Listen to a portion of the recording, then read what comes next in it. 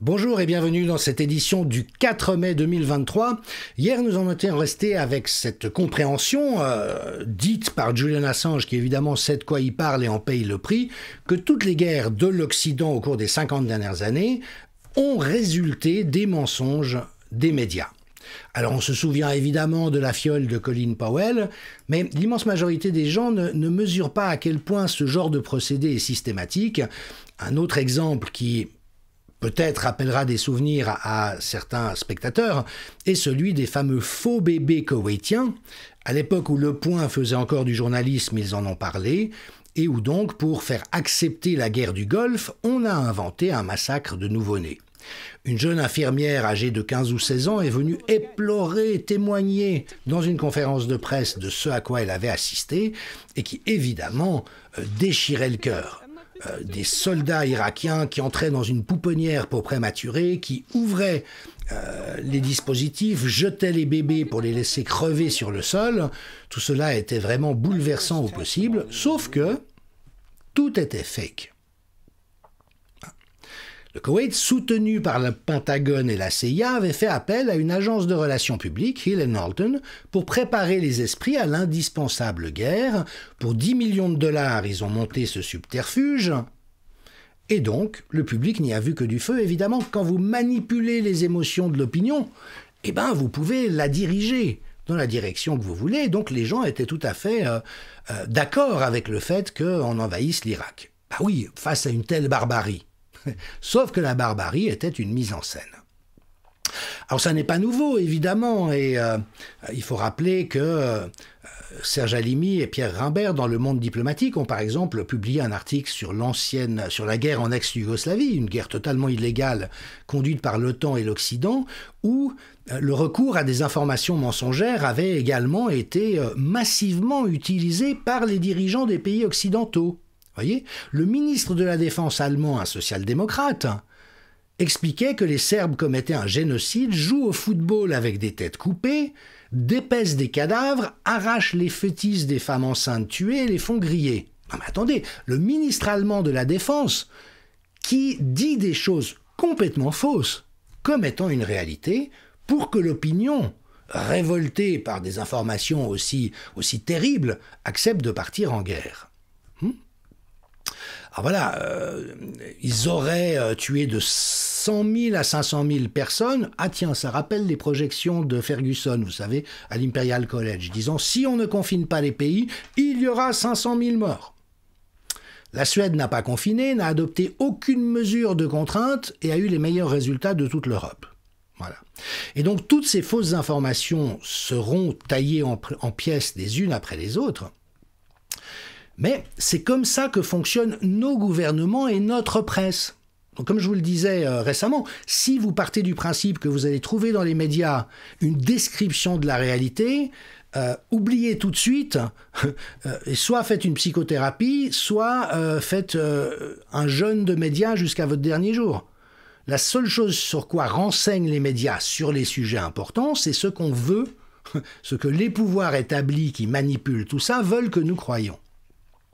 Et à l'époque, relèvent les auteurs, Le Monde, avec qui à sa tête Edoui Plenel, a admis avoir fait le choix de l'intervention.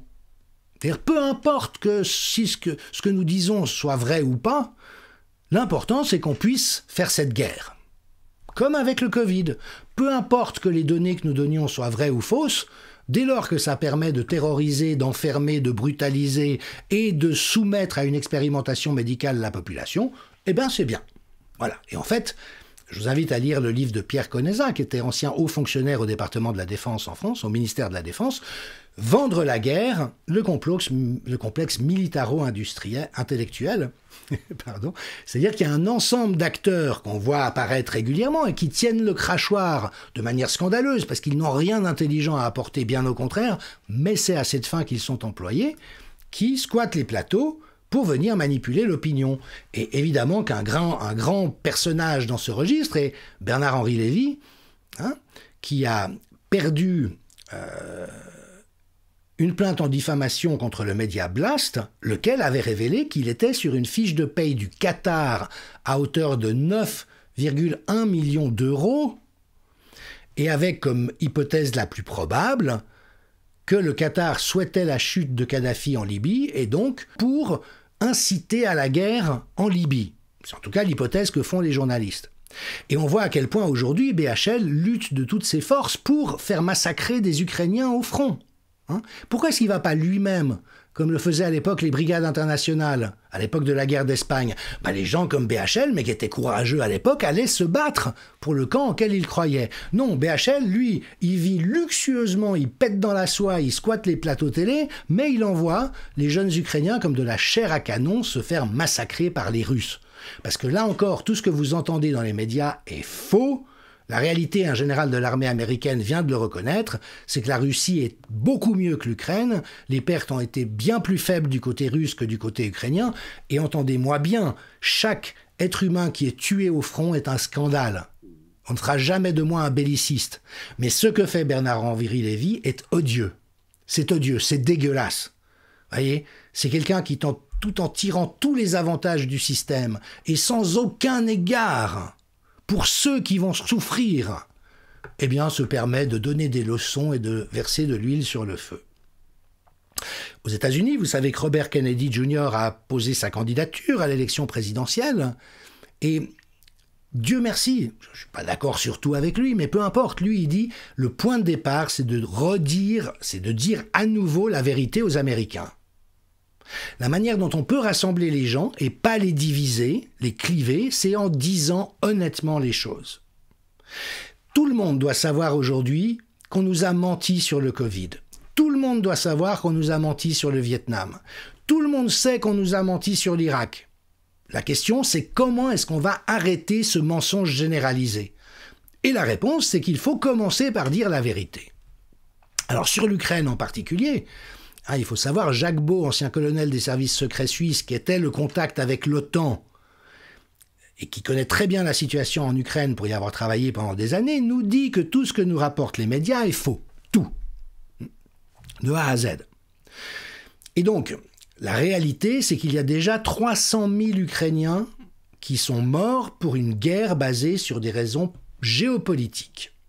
Alors Kennedy dit, soyons honnêtes, c'est une guerre des États-Unis contre la Russie, pour des raisons géopolitiques. Et un haut gradé de l'armée américaine a dit en avril 2022, notre mission ici, c'est d'épuiser l'armée russe. Bon, qu'est-ce que ça veut dire, épuiser l'armée russe? Ça veut dire envoyer des Ukrainiens mal équipés, mal formés, souvent très jeunes, se faire massacrer au front.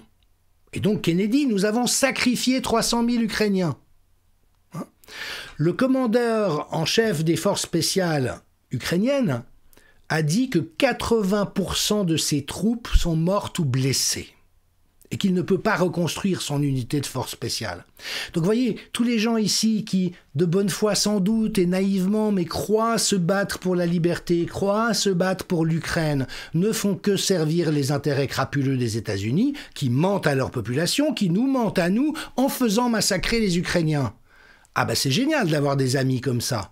On connaît le dicton, protégez-moi de mes amis, mes ennemis, je m'en occupe. Et Kennedy souligne qu'aujourd'hui, ce modèle-là est généralisé du fait de la perversion des politiques occidentales et du rôle prostitué de la presse.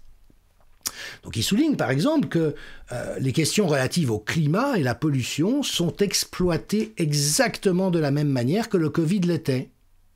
C'est juste une autre crise instrumentalisée pour piller la richesse de la classe moyenne et des classes défavorisées pour enrichir les milliardaires. C'est ça, la seule intention, tout le reste est du bullshit. Et par exemple, on découvre en Allemagne, vous savez que des scientifiques là-bas ont révélé comment ils avaient été mandatés par le gouvernement en mars 2020 pour faire paniquer à tout prix la population sans aucun égard avec la gravité réelle du SARS-CoV-2, qui, de nouveau, en termes de dangerosité, était l'équivalent d'une grippe normale. Tout le reste a été de la mise en scène. Je vous renvoie à mes très nombreuses analyses et celles des meilleurs épidémiologistes au monde. Et donc là, c'est rebelote. Sur la question climatique, ce sont les mêmes scénarios de panique qui sont mis en avant par les mêmes acteurs. Alors par exemple, la radio-télévision suisse, mais qui de nouveau n'est qu'une officine de propagande d'État. Vous voyez, c'est la même modalité de langage, c'est le même jargon, c'est les mêmes étiquettes, c'est les mêmes caricatures. Donc, comment se coordonnent les climato-sceptiques sur Twitter ? Moi, j'avais appris que le scepticisme, c'était bien, que le doute, si on veut avoir un peu d'intelligence, il faut le cultiver. Eh bien non. Désormais, la presse est là pour penser à votre place, et donc vous, tout ce que vous avez à faire, c'est d'entendre ce qu'ils vous disent et de croire ce qu'ils essayent de vous faire croire. Donc évidemment, après, il y a toujours des scientifiques honnêtes ou non, on trouve les deux cas, qui viennent expliquer ceci, cela ou autre chose, mais donc bien sûr sur Twitter, qui est ce grand espace dangereux du fait de la liberté d'expression qui y sévit, dont le pseudo-journaliste Julien Pain nous a rappelé que c'était une valeur d'extrême droite, la liberté d'opinion et d'expression, et bien donc la climato-scepticosphère se coordonne sur Twitter. Et puis la RTS, alors toujours de cette manière très, au fond, paternaliste et méprisante, entre doute raisonnable et manipulation. Et au fond, sur le plan rhétorique, c'est très simple. Comme toujours, les politiciens font ça très bien. Ils font semblant d'entendre vos objections, mais simplement pour pouvoir dire après que vous vous trompez. Alors là, c'est la même chose. Imposture, mensonge, escroquerie. Voilà ce que serait le réchauffement climatique selon ces rares détracteurs. Malgré les preuves accumulées, le mouvement climato-sceptique continue de nier l'évidence. La planète se réchauffe et l'homme en est le principal responsable. Voilà, le catéchisme est dit. Attends, est-ce que le journalisme, c'est ça ? Ou est-ce que le journalisme, c'est poser des questions en écoutant ce que les uns et les autres ont à dire? Parce que le processus est le même. On a fait croire qu'il y avait un consensus autour des questions sanitaires alors que c'était faux. On a donné la parole qu'à des gens qui étaient idéologiquement convaincus des réponses sanitaires délirantes. On a censuré ou attaqué tous les autres. On leur a empêché de s'exprimer pour dire au final il y a un consensus. Mais d'une part, un consensus est par définition antiscientifique. S'il y a consensus, il n'y a plus aucun progrès scientifique, et au contraire, on peut maintenir des idées fausses. C'est parce qu'il y a débat d'idées, parce qu'il y a dissensus que l'intelligence se construit. Et donc, moi, je n'ai pas de position sur la question climatique. La seule chose que je demande, c'est qu'il y ait un débat ouvert et honnête. Et parce qu'il y a des gens qui ont des arguments, un cofondateur de Greenpeace, le docteur Patrick Moore, lui dit... Mais nous ne pouvons pas empêcher le climat de la Terre de changer, il ne change pas beaucoup, et ça n'a pour l'essentiel rien à voir avec l'activité humaine. La Terre est beaucoup plus froide aujourd'hui qu'elle ne l'a été pendant la majeure partie de l'histoire de la vie. La température augmente sur Mars autant qu'elle augmente sur la Terre. Alors, comment dirais-je, moi je ne suis pas opposé à l'idée que des gaz à effet de serre puissent créer un réchauffement. Mais ça, c'est le dogme actuel, et moi je ne suis pas prêt à me soumettre à aucun dogme. Et donc, au contraire, il est urgent d'ouvrir le débat, et tant que des pseudo-organes de presse comme la RTS se permettent d'être dans cette logique de propagande totalitaire, c'est-à-dire que ça a été prouvé et tous ceux qui ne sont pas d'accord nient l'évidence, il faut juste arrêter d'écouter des médias pareils. C'est de la toxicité pour l'esprit.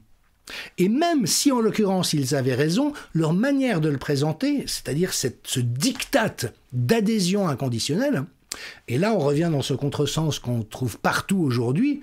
Jimmy Mohamed, un médecin de plateau, l'a dit au sujet des soignants qui avaient refusé de se faire vacciner, ils sont dans la croyance, et nous ne pouvons pas accepter des soignants qui ne croient pas en la science. Et le pauvre ne s'était pas aperçu du sophisme qu'il était en train de proférer. Voilà, donc la presse, ce sont aujourd'hui, enfin, ce qui a été la presse, ce que Serge Halimi avait décrit très bien dans un ouvrage au passage du millénaire, de nouveaux chiens de garde. Les médias français, écrivait-il en 4e de couverture, se proclament contre-pouvoir, mais la presse écrite et audiovisuelle est dominée par un journalisme de révérence, par des groupes industriels et financiers, par une pensée de marché, par des réseaux de connivence. Un petit groupe de journalistes omniprésents, et dont le pouvoir est conforté par la loi du silence. impose sa définition de l'information marchandise à une profession de plus en plus fragilisée par la crainte du chômage. Ces appariteurs de l'ordre sont les nouveaux chiens de garde de notre système économique. À nous de savoir si nous sommes d'accord d'être les moutons de ces chiens de garde qui nous faisons parler comme à des êtres décérébrés qui doivent croire de manière aveugle à ce que ces gens peu intelligents et lourdement compromis nous présentent comme étant la vérité, ou si, comme le disait un certain professeur de médecine parmi les meilleurs au monde dans sa discipline, nous avons le droit d'être intelligents. À demain. Merci.